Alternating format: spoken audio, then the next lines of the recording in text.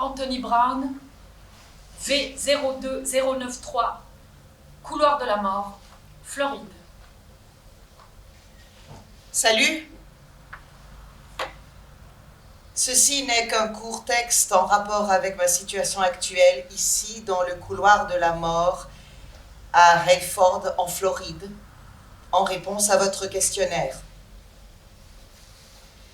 Vous remarquerez qu'en ce moment, toutes les exécutions ont été suspendues à cause de cette pandémie.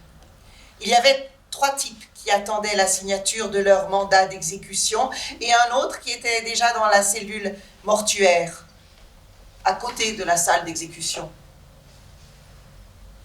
Nous sommes donc assis dans nos cellules en confinement solitaire. Nous regardons les gens dans le monde souffrir et mourir par millions à cause de ce virus, même ici, dans notre propre pays. Voyez-vous, nous comprenons ce que l'on ressent quand on souffre et que l'on meurt. C'est la vie que nous vivons chaque jour. Je veux parler au nom de la plupart des hommes dans le couloir de la mort, car je vis avec eux depuis plus de 20 ans. Et je peux dire que, ici, la plupart des condamnés à mort ne ressentent qu'amour, compassion, prière et espoir pour tous ceux qui souffrent de cette pandémie. Même si elle nous accorde 1 an, 1 mois ou 1 jour de plus à vivre, personne ne devrait avoir à souffrir.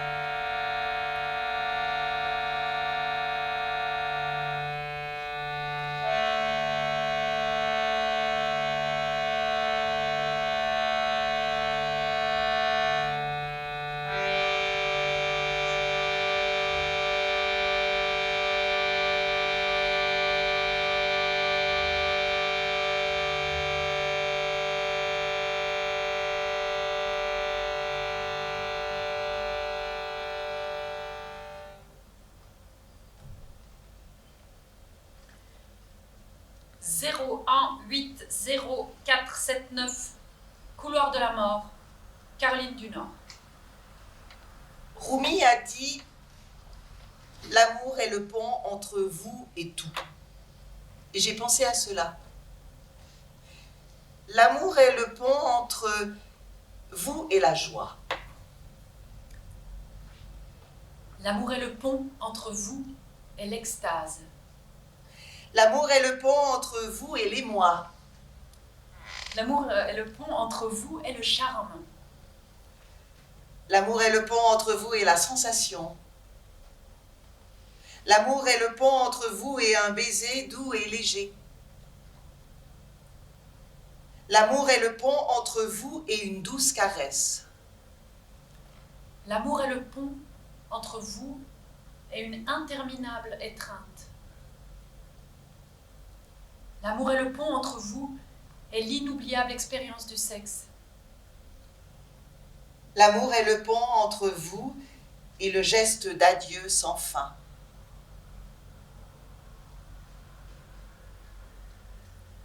Regard sur le passé.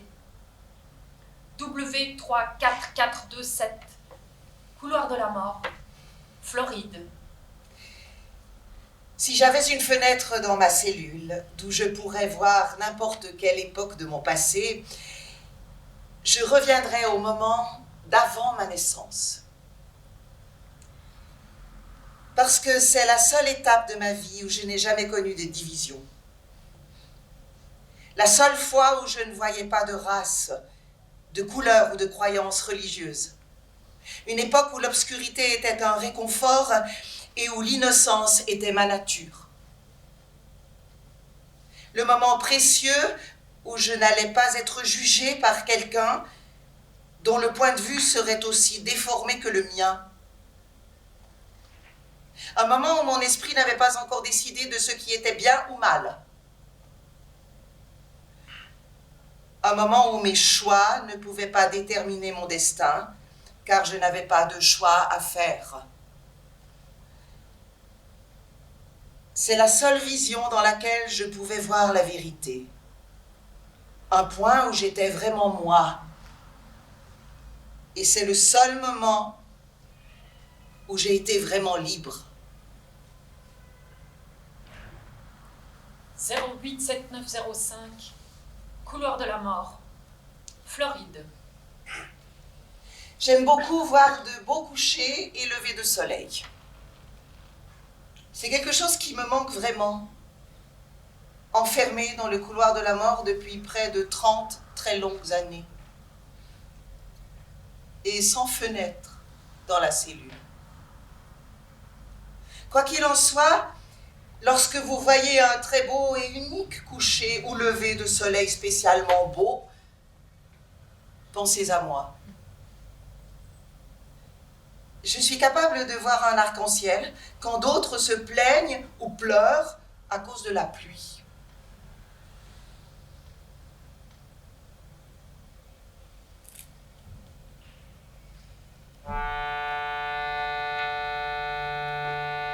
La vie est trop précieuse pour être gaspillée.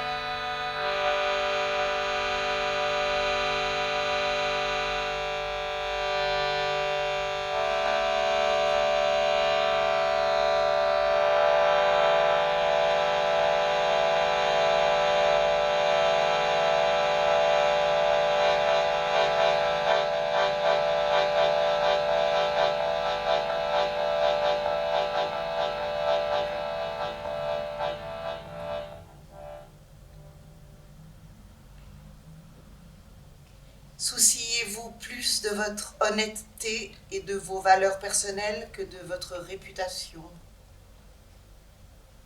Votre home, votre chez vous se trouve dans les choses que vous portez en vous.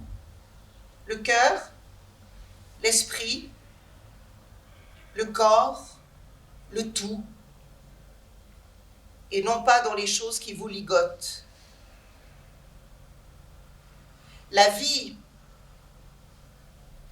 le temps entre la naissance et la mort, dynamisme, vivre pleinement, rayonnant, énergie, vigoureux, énergie physique ou mentale, intense, vif, joyeux. Amusez-vous, la vie est trop courte pour ne pas la savourer et avoir du plaisir.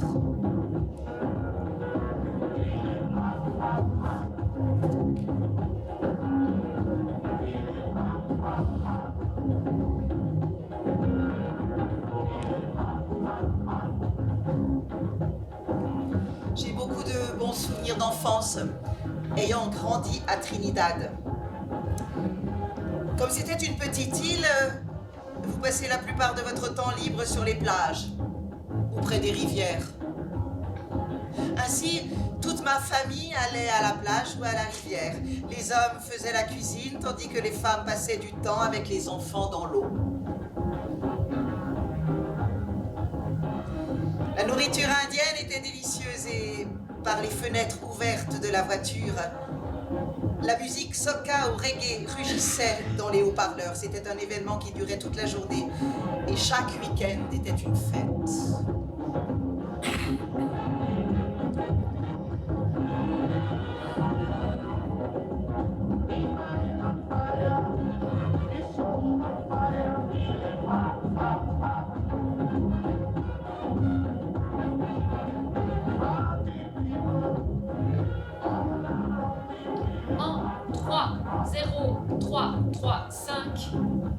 Couloir de la mort, Floride. C'est simple, mais ce sont quelques-uns de mes meilleurs souvenirs.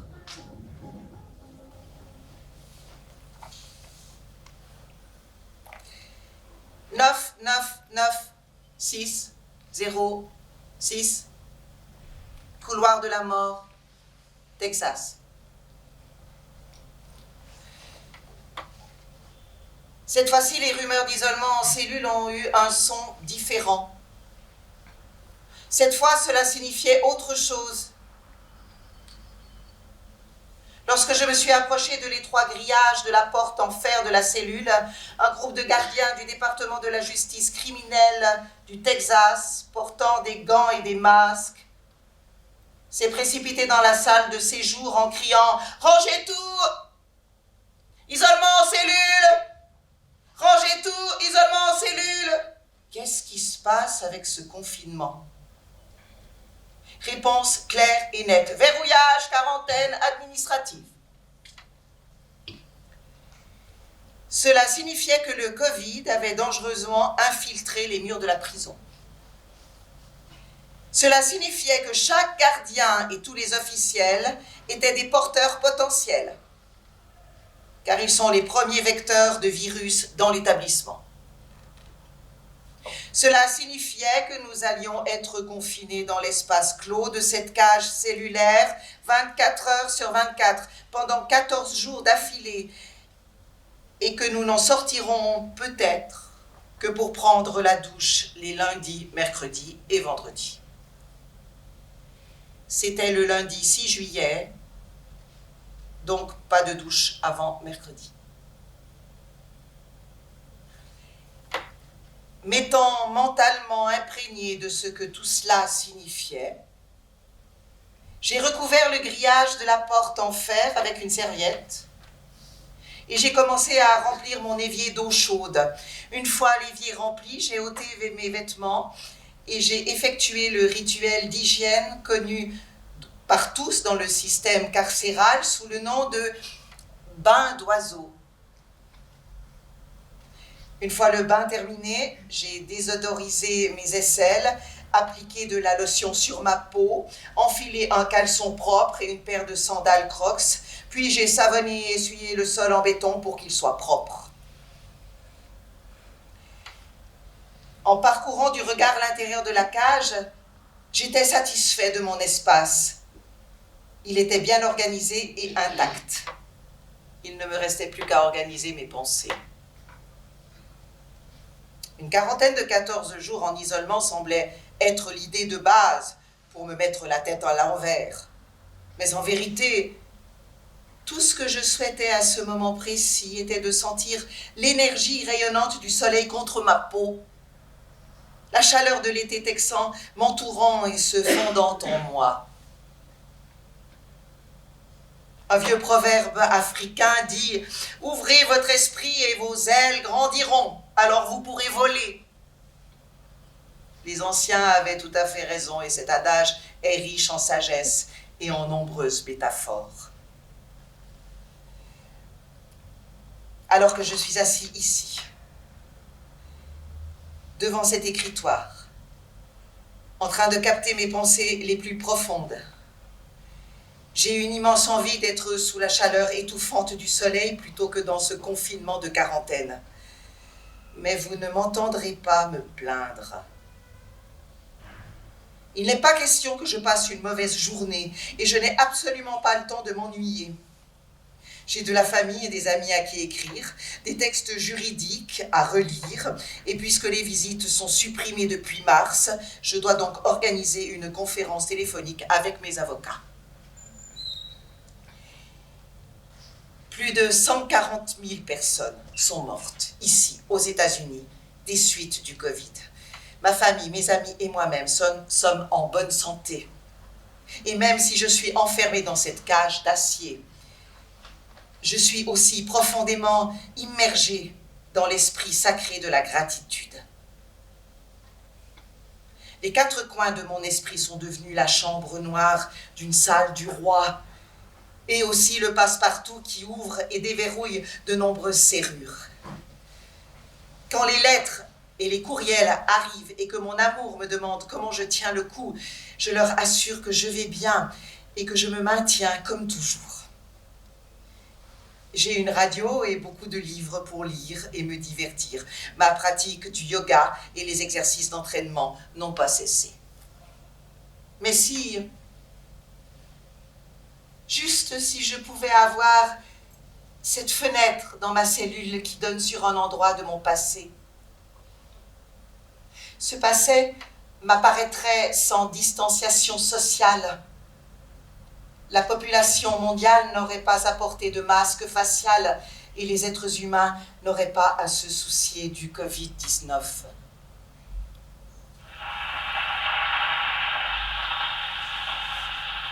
V96527, couloir de la mort, Californie. Dieu merci, je n'ai pas été testé positif au Covid. Même si 24 détenus sont décédés ici jusqu'à présent. Très triste. Comment les erreurs peuvent-elles être corrigées par le personnel? S'il vous plaît, s'il vous plaît, il y a de l'espoir. Mais portez juste un masque. Toujours à la recherche de nouveaux correspondants. Restez en bonne santé. De trouver des soldes. Oui, Dieu merci. Je n'ai pas été testé positif au Covid, même si 24 détenus sont décédés ici jusqu'à présent. Très triste. Comment les erreurs peuvent-elles être corrigées par le personnel? S'il vous plaît, s'il vous plaît. Toujours à la recherche de nouveaux correspondants. Mais portez juste un masque. Restez en bonne santé. Dieu merci, je n'ai pas été testé positif au Covid. Même si 24 détenus sont décédés ici jusqu'à présent. Très triste. Toujours à la recherche, comment les erreurs peuvent-elles être corrigées par le personnel? S'il vous plaît, s'il vous plaît, il y a de l'espoir. Mais portez juste un masque. Merci mon Dieu de garder toute ma famille et mes amis de plus. Toujours à la recherche de nouveaux correspondants. Restez en bonne santé. D'aller au supermarché pour faire des courses, de trouver des soldes. Oui, juste les choses simples.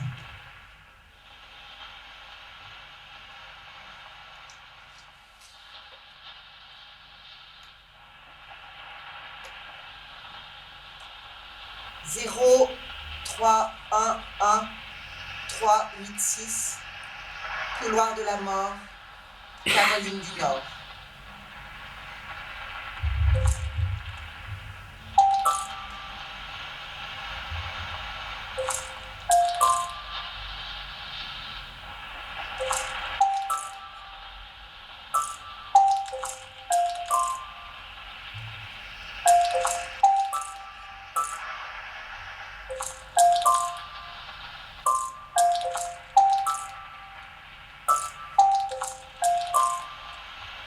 I'm from a distant land where I never play. I'm from the joy of singing where we lay paper and make airplanes. I'm from a mother who was taken too soon, wondering why as I gaze at the moon.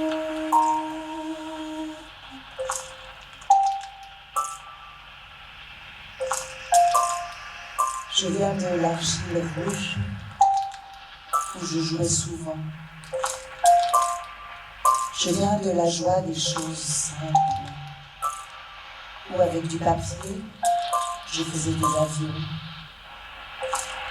Je viens d'une mère qui m'a été enlevée trop tôt, me demandant pourquoi, alors que je regardais la lune. I'm from a hard-working dad, the labor of love he had.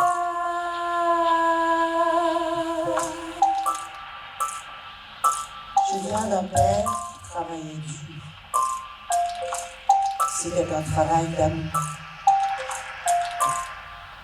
I'm from sexual abuse, late at night, eyes closed as if I had no sight.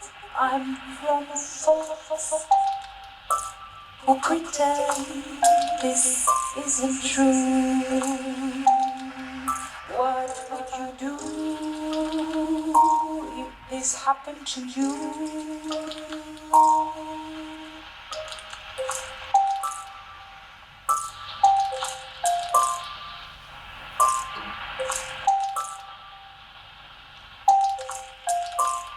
I'm from a sin of innocence taken from me by evil maniacs who wouldn't let me be. Je viens d'un abus sexuel. Tard dans la nuit, les yeux fermés, comme si je n'avais pas de vue. Je viens de gens qui prétendent que ce n'est pas vrai. Que feriez-vous si cela vous arrivait? Je viens d'un péché de l'innocence qui m'a été enlevé par des agresseurs masculins malfaisants qui ne voulaient pas me laisser exister.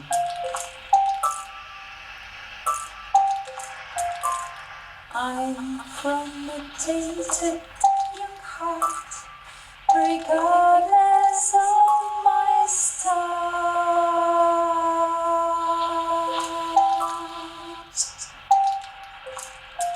Je viens d'un jeune cœur corrompu, sans égard pour mon départ.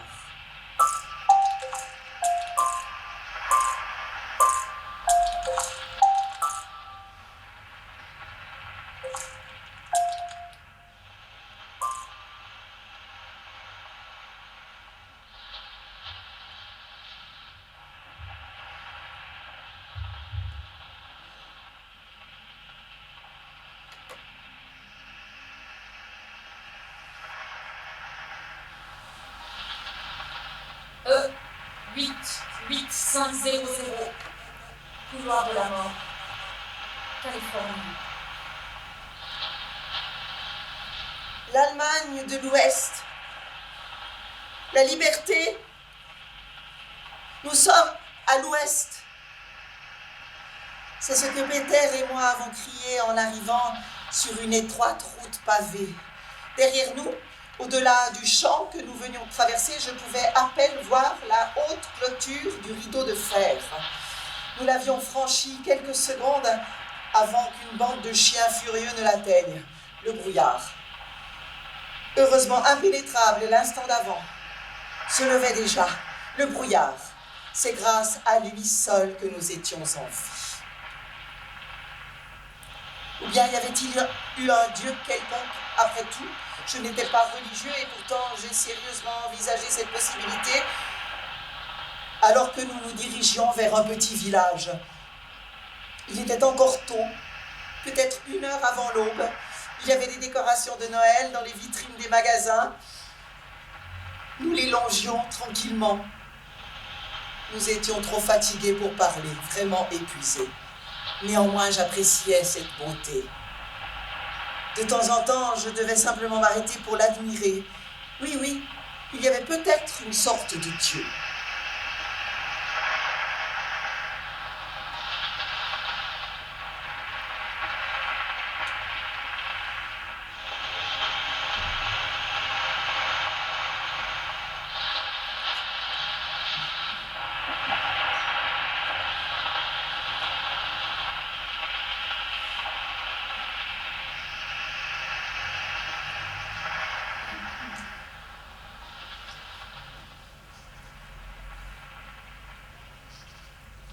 J'étais trop sale pour pénétrer dans la salle de bain de la ferme confortable dans laquelle de sympathiques propriétaires nous avaient invités à entrer. Et Peter n'était pas plus propre que moi. Mais la femme, pas plus âgée que ma mère, que je pensais ne jamais revoir, a insisté pour y emmener et laver le sang de mes avant-bras et de mes mains.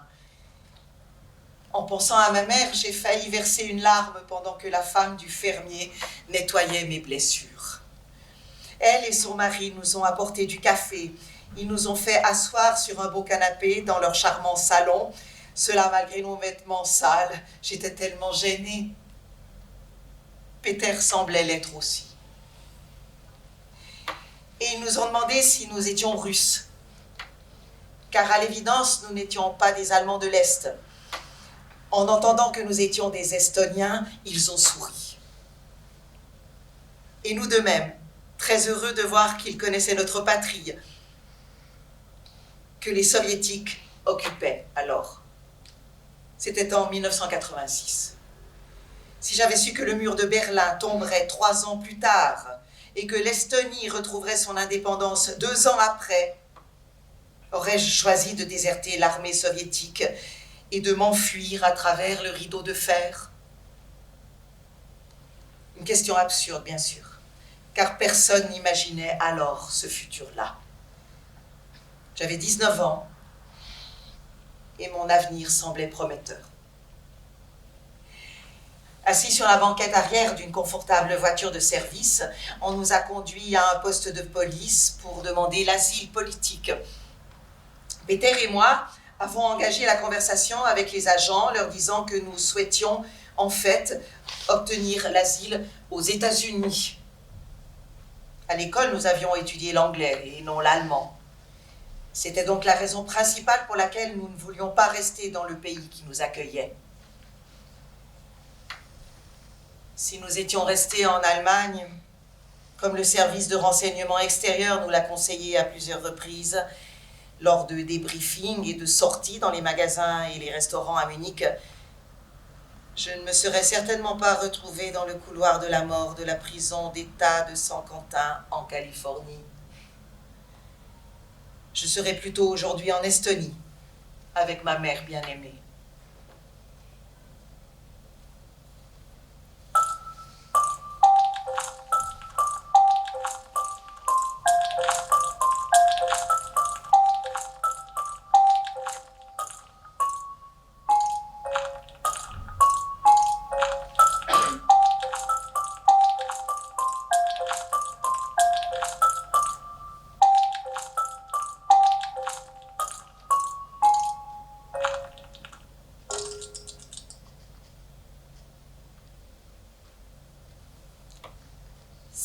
CW5713,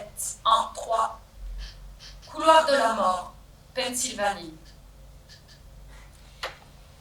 Mon plus beau souvenir d'enfance, c'est le jour où ma mère a reçu sa première enveloppe de paye pour son travail à la blanchisserie et qu'elle a décidé de nous emmener au zoo. C'était une longue marche pour y arriver. Elle ne pouvait s'offrir qu'un aller simple en bus. La marche était une aventure en soi. Les rues étaient infestées par les gangs et la violence que nous avons réussi à éviter. En cours de route, je distrayais mes jeunes frères et sœurs et les portais sur mon dos. Je leur racontais des histoires. Nous avons parlé de toutes les choses que nous allions voir. Au zoo, nous avons pu admirer tous les animaux et nous avons fait quelques tours en carrousel. Mon frère et ma sœur ont même reçu des friandises comme des beignets, des cacahuètes, de la barbe à papa et des ballons. Je me tenais sur la réserve parce que je savais que maman n'avait pas beaucoup d'argent à dépenser. Je voulais que mes jeunes frères et sœurs passent le meilleur moment possible. Ma mère aussi s'est très bien amusée. Nous n'avions jamais eu l'occasion de former une famille comme celle-là auparavant. Elle était mère célibataire de 3 enfants. Les hommes qui allaient et venaient étaient les espoirs fugaces d'un plus grand rêve qui ne s'est jamais réalisé. Nous étions une famille heureuse ce jour-là, au zoo. J'ai dû tenir les ballons du plus jeune sur le chemin du retour. Et dans le bus, les petits étaient épuisés, mais heureux. Ma mère a travaillé dur et s'est battue toute sa vie dans des emplois à temps partiel mal payés. Elle a sacrifié ses rêves pour nous créer un foyer. Et je la respecterai et l'admirerai toujours pour cela. La visite du zoo a été notre jour le plus beau, parce que nous étions tous ensemble, sans le moindre souci.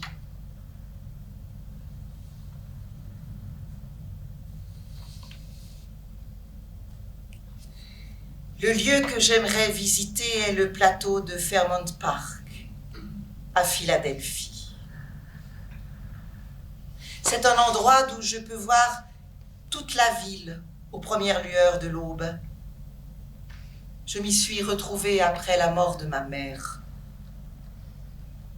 Nous venions de nous réconcilier après 9 ans de séparation, à cause des hommes dans sa vie qui ne voulaient pas de moi. J'étais en colère contre elle et je repoussais ses tentatives de réconciliation. Un jour, elle m'a coincée au travail pendant que j'installais le toit ouvrant d'une voiture. Elle m'a dit qu'elle avait un cancer, qu'elle se faisait soigner. Mais en un clin d'œil, sa santé s'est détériorée et il n'y avait plus de temps à perdre. On m'a appelée près de son lit et elle m'a dit une fois de plus combien elle était désolée. Je l'ai assurée que je lui pardonnais et qu'un jour je referais ma vie. Que ce n'était pas sa faute si j'étais en mauvaise posture. Après l'enterrement, j'ai erré dans les rues toute la journée et toute la nuit, les yeux larmoyants et pleins de douleur. Les rues étaient étrangement silencieuses à cette heure du matin. J'avais l'impression d'être la seule personne au monde. Quand j'ai levé les yeux, je me suis retrouvée sur ce plateau, un immense champ herbeux. À l'horizon de ce champ, au-dessus de la cime des arbres, la brume du petit matin faisait place aux braises rougeoyantes de l'aube qui envahissaient la ville ouverte et enveloppée, et cela m'a réconfortée. Même si ce n'était qu'un bref instant, cela m'a semblé durer une éternité. Je pouvais respirer son odeur et sentir son étreinte. Elle m'a donné un long baiser d'adieu.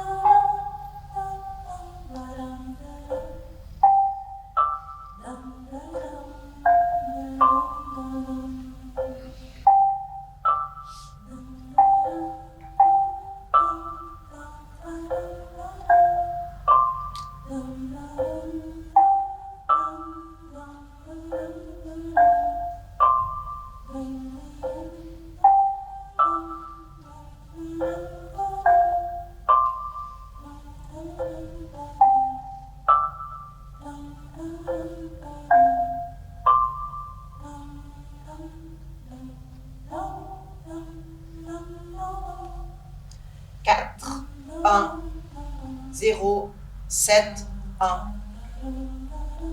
Couloir de la mort, Idaho. Quand j'étais enfant, je passais chaque été 1 mois avec mes grands-parents dans les montagnes du New Hampshire d'où je viens. Je passais alors beaucoup de temps avec mon arrière-grand-père. Il me parlait de son enfance.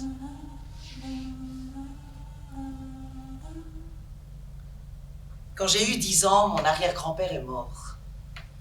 Il y a eu des funérailles militaires car il était un ancien combattant. Après les funérailles, les gens se sont réunis en groupe pour converser. J'en ai profité pour explorer les alentours. J'ai repéré une pierre tombale avec un ange gravé dans la pierre. J'ai vu que c'était un bébé d'1 jour. C'était triste. Comme je me promenais tranquillement entre les tombes, j'ai entendu ma mère m'appeler. À côté de la tombe de mon arrière-grand-père, je vois celle de mon arrière-grand-mère. Elle est morte avant ma naissance. mais j'ai souvent entendu parler de sa fin. Elle avait pris un seau pour aller chercher de l'eau dans le ruisseau pour faire la vaisselle. En revenant à la cabane, elle a été mortellement frappée par la foudre. Je me suis souvent demandé, chaque fois que j'entendais cette histoire, jusqu'à quel âge elle aurait vécu si elle avait eu un lave-vaisselle. Elle avait 18 ans quand elle est morte. Chaque été, lorsque j'allais passer un mois chez mes grands-parents, j'apportais des fleurs à mes arrière-grands-parents et je me promenais parmi les tombes.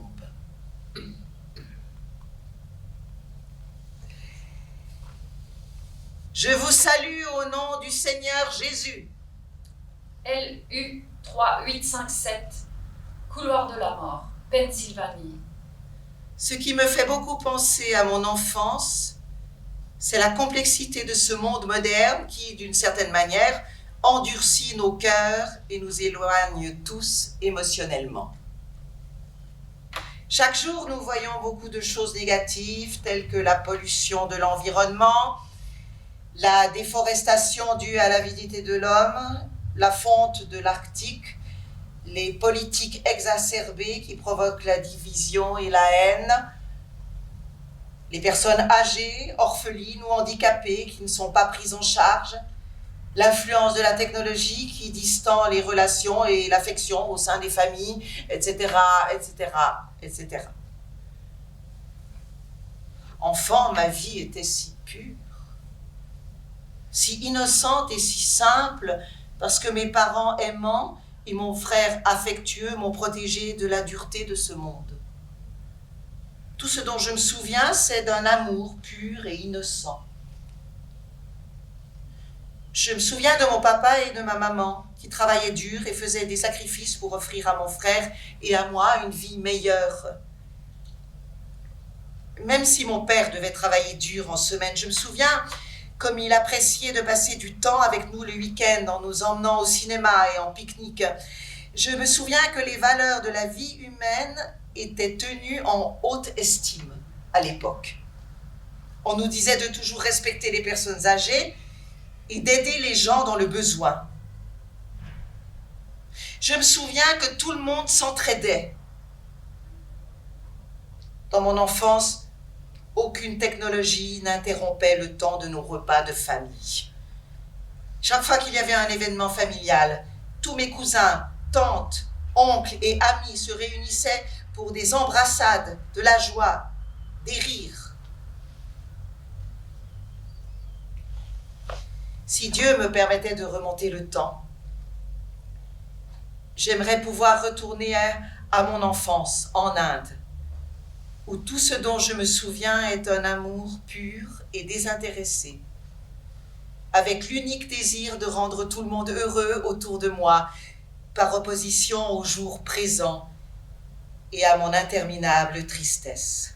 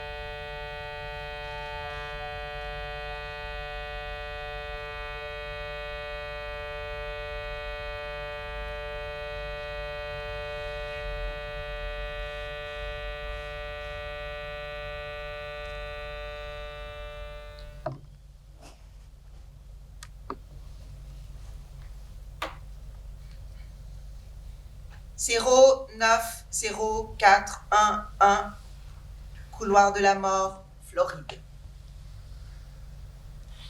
Si j'étais en blanc,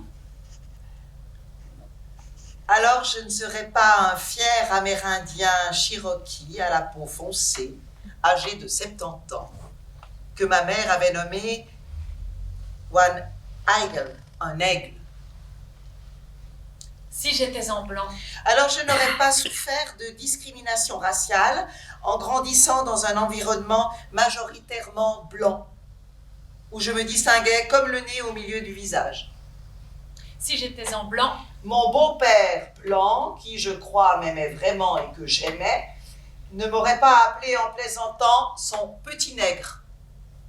si j'étais en blanc, Je n'aurais pas passé la majeure partie de ma vie à me demander pourquoi je semblais n'avoir jamais pu m'intégrer, que ce soit dans les communautés blanches où je me sentais à l'aise, ou même parmi d'autres personnes de couleur avec lesquelles je ne pouvais pas m'identifier.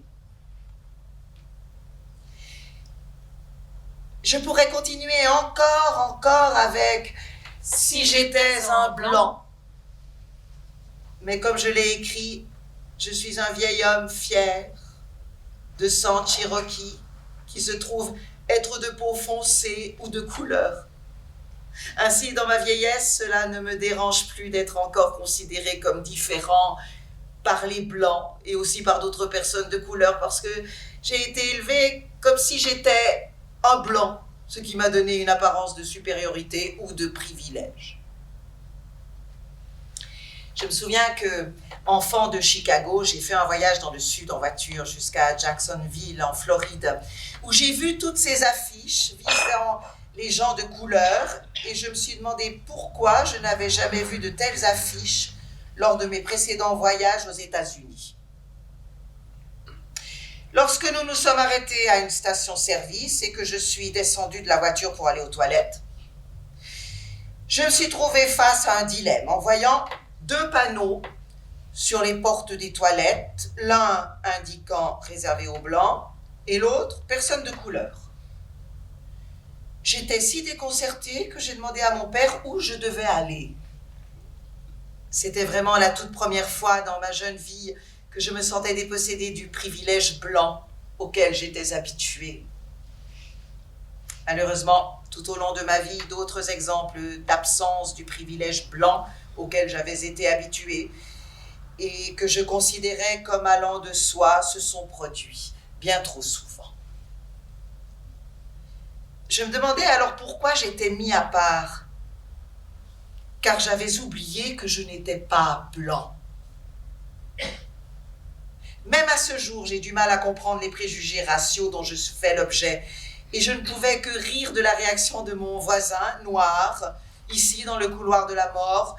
Lorsqu'il a appris que j'avais grandi dans des communautés blanches, il a simplement dit que maintenant, il comprenait pourquoi j'étais comme je suis. si j'étais en blanc, peut-être que le monde m'aurait mieux traité et que je n'aurais pas vécu ma vie dans la confusion. Mais alors je ne serais pas un fier Amérindien Cherokee de 70 ans, plein d'amour pour moi-même et pour les autres.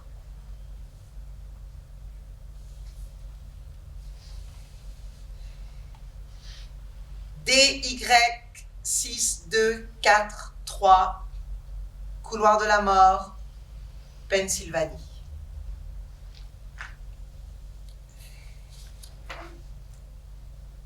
En vieillissant, nos souvenirs compilent un vaste catalogue de fichiers audiovisuels qui documentent notre expérience humaine. En prison, je n'ai pas vécu de nouvelles expériences du monde réel pour augmenter et renforcer ces souvenirs. Je ne peux que les dépoussiérer et les rejouer encore et encore. Imaginez que vous regardez ces programmes de la télévision dans ma cellule du couloir de la mort en utilisant ma télécommande biologique.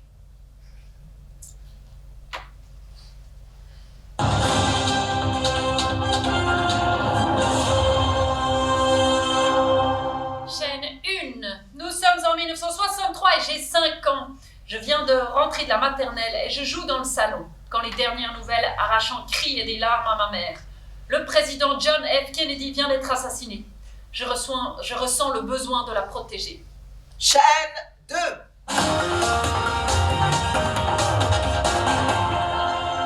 Nous sommes en 1964 et j'ai 6 ans. Après avoir assisté à l'exposition universelle de New York, ma sœur et moi, nous nous retrouvons séparés de nos parents et de notre petit frère alors que les portes du métro se referment. Mon père trouve la force d'écarter les portes juste assez pour provoquer l'arrêt du train et nous permettre de nous glisser dans les bras de nos parents. Chaîne 3.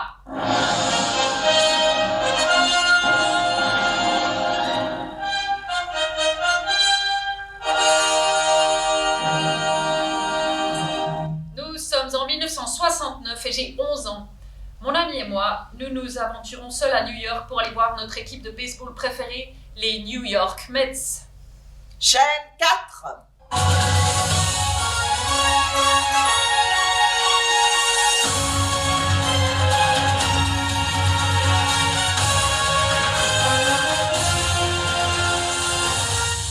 Nous sommes en 1972 et j'ai 14 ans.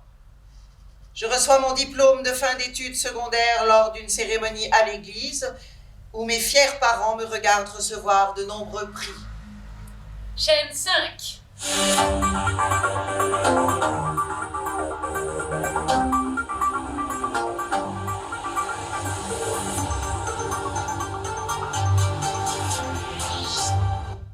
Nous sommes en 1976 et j'ai 18 ans. Je suis diplômée du lycée et je vais à l'université avant de me lancer dans une longue carrière de gestionnaire et d'enquêteur où je me concentre sur la protection des personnes. Chaîne 6.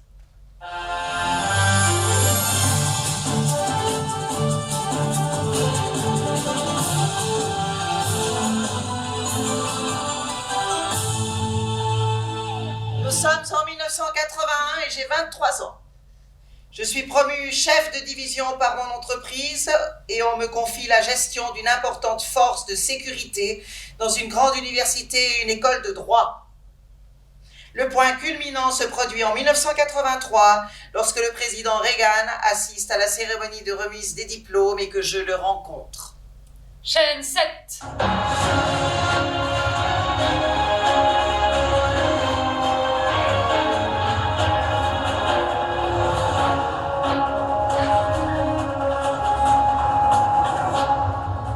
Nous sommes en 1984 et j'ai 26 ans. Je travaille maintenant pour une entreprise basée en Californie en tant que responsable des opérations régionales dans le New Jersey. J'y rencontre ma future femme. On m'envoie en Californie pour suivre les cours de leur académie et pour participer au recrutement du personnel chargé de sécuriser les sites d'hébergement pour les Jeux Olympiques de Los Angeles en 1984. Chaîne 8.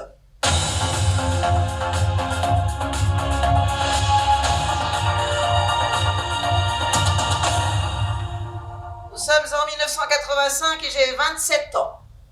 Je me marie avec la femme que j'aime et notre premier enfant naît cet été-là. Je suis maintenant directeur régional des opérations pour une autre entreprise. Je suis chargé de protéger les vies et les biens des clients dans tout l'État. Chaîne 9.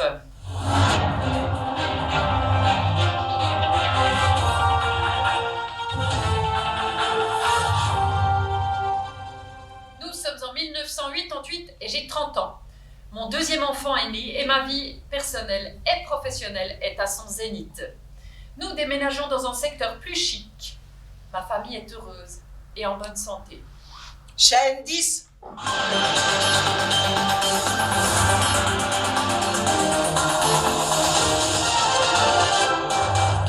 Nous sommes en 1990 et j'ai 32 ans. Nous déménageons en Pennsylvanie. J'applique maintenant mes compétences en tant que responsable des opérations de la zone en assurant la protection des personnes et des biens de 12 grands magasins. Chaîne 11.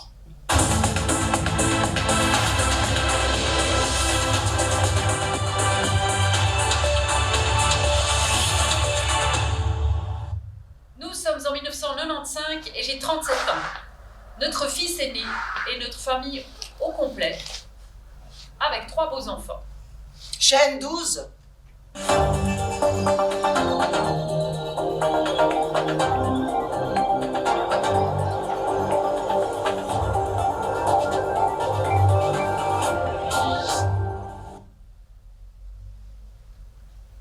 Nous sommes en 1996 et j'ai 38 ans. Un jour au travail, la police passe me dire que je pourrais être témoin dans une affaire de vol qui avait eu lieu 4 mois auparavant. J'accepte de les accompagner au commissariat. Une fois sur place, ils m'accusent du vol et je suis enfermée à la prison du comté. Il a fallu 80 jours pour que je sois libérée sous caution. Ma femme me savait innocent. Nous attendions le procès. Chaîne 13.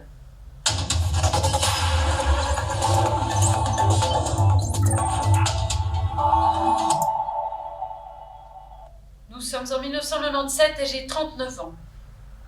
Quelques semaines avant mon procès, la victime du vol, mon seul témoin, est assassinée. Malgré des preuves solides contre 2 suspects, la police paresseuse et corrompue m'accuse aussi du meurtre. Je ne quitterai plus jamais la prison. Chaîne 14.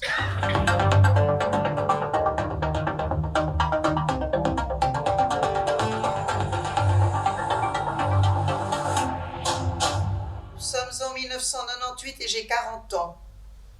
J'ai subi 2 procès.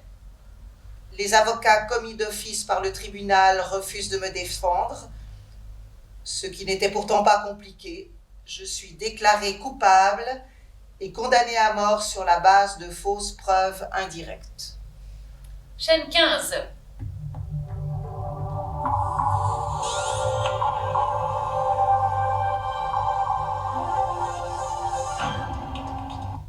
Nous sommes en 2021 et j'ai 63 ans.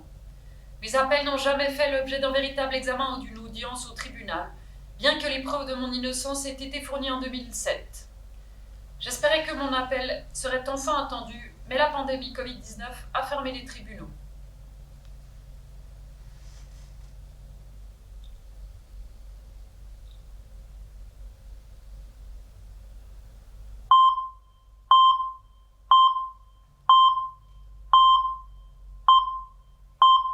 Je suis assis dans ma cellule du couloir de la mort